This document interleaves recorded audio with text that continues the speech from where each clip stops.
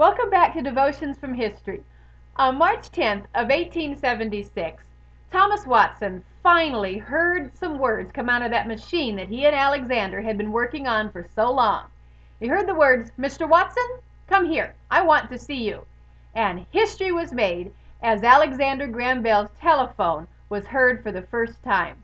But Alexander probably was not the first one to make a telephone. That distinction may have belonged to a man named Elisha Gray. But when Elisha showed his machine and his sketches and ideas to a few of his friends and co-workers, they were unimpressed and told him that it was really a neat idea, but who would want one? What on earth would he do with it if he ever got it to actually work? He kept working on it on the side, but he got discouraged and he lost his enthusiasm for it. And when he finally decided to take it into the patent office and get his idea patented, he found that just 2 hours before he had walked into the office, Alexander Graham Bell had walked out with the patent for the telephone. Alexander had run into the same criticisms that Elisha had.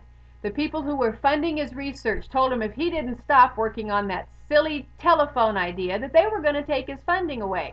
But he kept working, and he tried all kinds of strange and crazy ideas. He spent hours down in the cellar of his friend's home working on unique things. Matter of fact, he even had a human ear sent to him so that he could nail it to a board and set up wires to it to study how it vibrated in the eardrum when it was trying to hear. Pretty interesting. He came up with a lot of criticism, but he didn't let the criticism dampen his enthusiasm for what he wanted to do. And because of that, we know Alexander Graham Bell is the inventor of the telephone and not Elisha Gray. Paul told something to young Timothy that I think is good advice for all of us. He told him, stir up the gift that is in you. It doesn't take much, it seems, to stagnate our stirring, does it? A little bit of criticism here and there, we step back from something, lose our enthusiasm, sometimes even give up on the gifts that God has given to us. But Paul's advice to Timothy is still good advice. We need to stir up, to be involved in, to add enthusiasm to the gifts that God has placed within us. Someone very wise said to me one time that if you want to avoid criticism, say nothing, do nothing, and be nothing. And that's the only way you'll avoid it.